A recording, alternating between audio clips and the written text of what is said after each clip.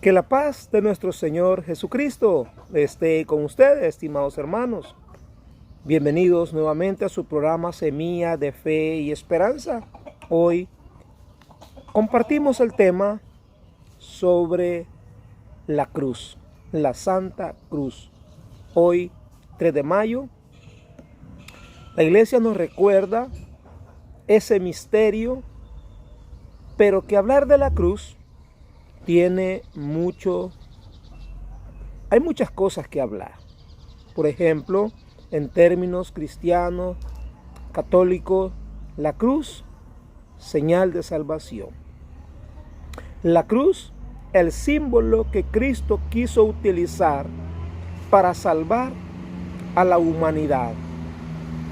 Quiso enseñarlos que a través de ese signo de maldición que era en el Antiguo Testamento, especialmente en el libro de Levítico, que es donde está cifrada la ley, Él lo quiso utilizar para hacerlo señal de salvación. Fíjese qué interesante, estimados hermanos, es este precioso tema. ¿Por qué?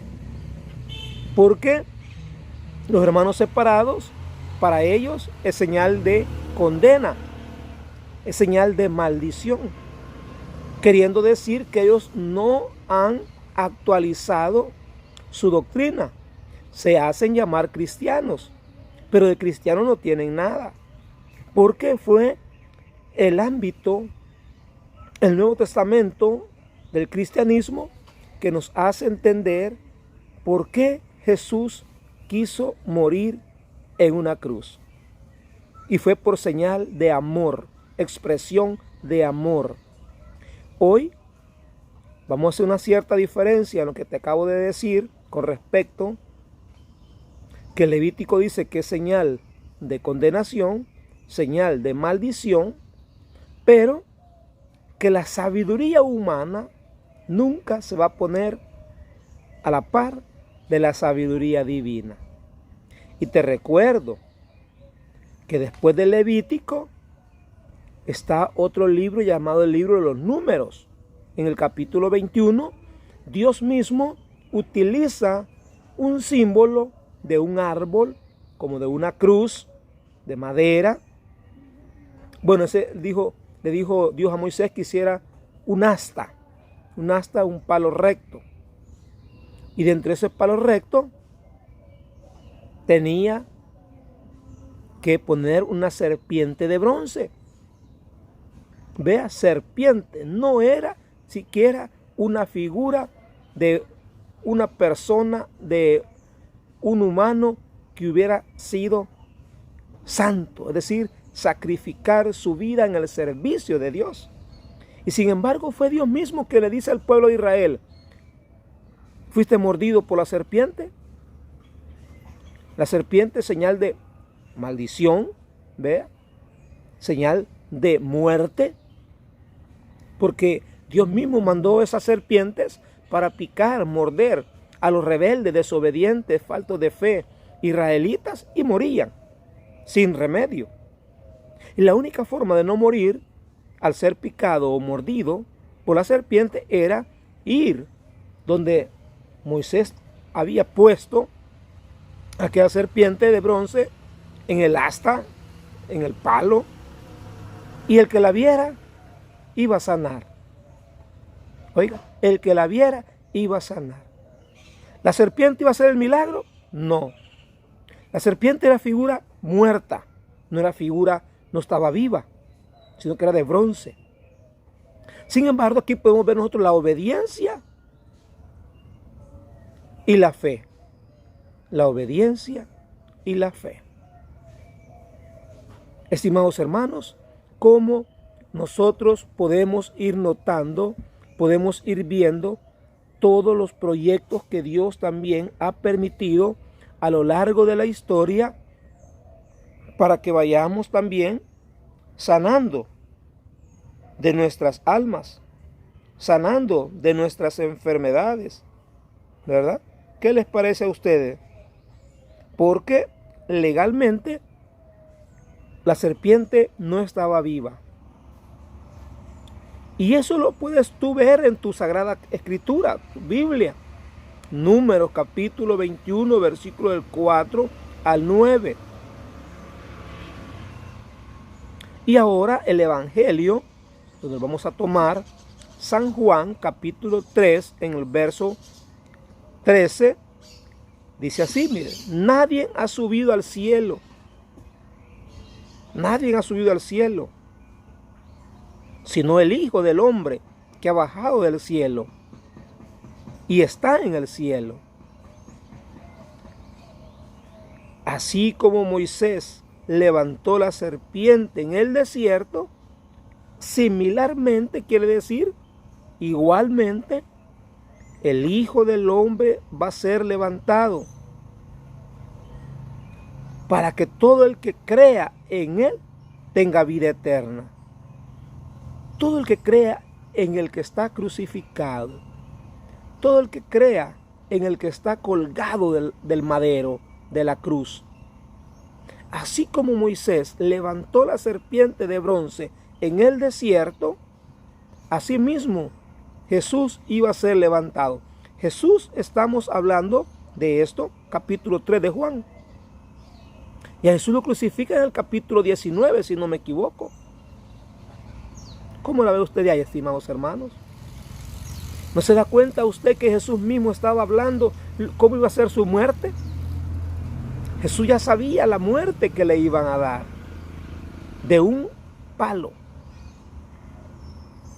Y dice, y tanto amó Dios al mundo que le entregó a su Hijo único. Lo entregó a morir como maldito, a morir como un malhechor, como un ladrón, como un estafador, porque esa era la muerte que se le daba a esas personas de ese tipo de condición de pecado.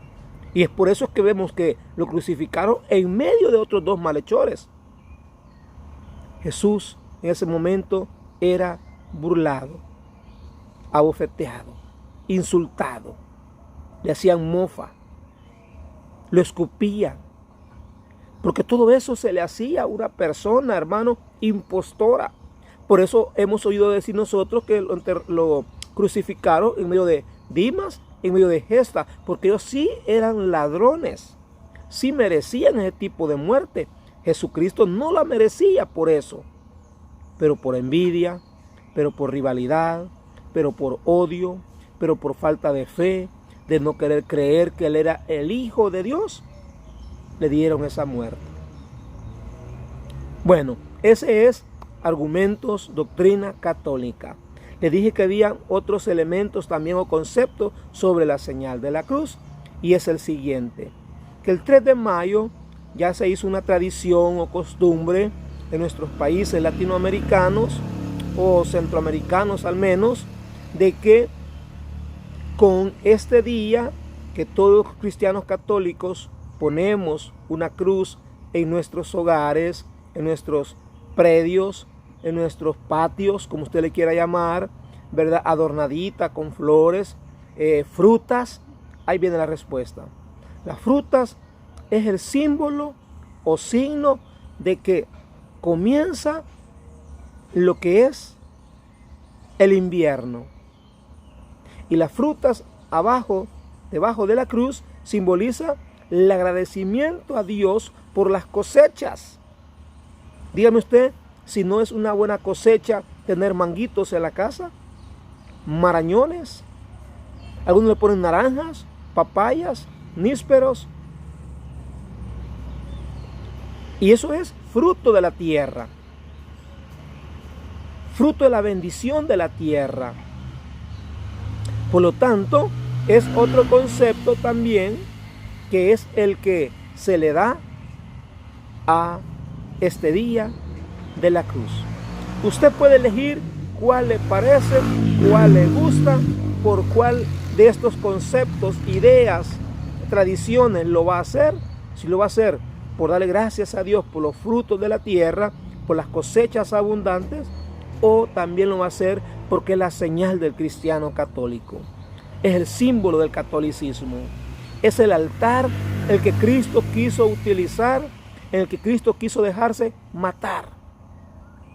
Y como nos dice San Pablo, el gran especialista en hablar sobre la cruz, dice en 1 Corintios 3:18, Filipenses también, Filipenses 3:18, no, 1 Corintios creo que es 1:18, no me equivoco. Bueno, ahí lo va a encontrar usted, 1:18 o 3:18 también de 1 Corintios.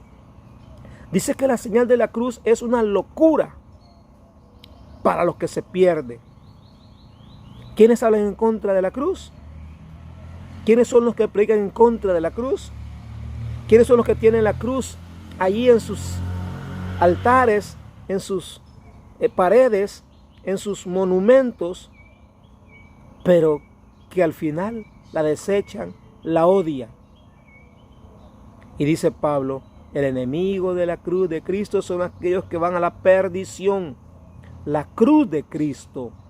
Pero muchos tratan de evadir diciendo eso. No, es que la cruz significa llevar nuestros problemas, nuestras enfermedades, dolencias. Es una forma también, ¿verdad? Espiritual. Pero Pablo tiene la cruz de Cristo. La cruz de Cristo. Que dijera como Cristo la llevó. También fuera otra forma de entenderle. Pero si usted le quiere buscar, discernir, interpretar como usted quiera, hágalo. Pero Pablo lo dice claramente. Te lo he dicho a menudo y ahora te lo repito con lágrimas en mis ojos. La perdición nos espera. ¿A quiénes se refiere Pablo ahí? A los que son enemigos de la cruz de Cristo. No tienen ellos el símbolo de agradecimiento a Cristo que convierte ese signo de maldición a un signo y señal de salvación, de poder de Dios, como dicen también otras versiones bíblicas, dependiendo de la versión que usted tenga, la versión que usted lea. Hermano, yo soy evangélico, cristiano evangélico, tengo la Reina Valera. Lea la Reina Valera, que lo mismo le va a decir y se va a dar cuenta que ahí en su propia Biblia se encuentra lo mismo que le estoy diciendo, pero la interpretación que le dan ellos no es la que nosotros le damos. Que el Señor les bendiga, estimados hermanos. Espero que les guste la reflexión. Estudien, lean los versículos que les dije. Y si es de su agrado, déjenos un like, comparta el video. Hasta la próxima.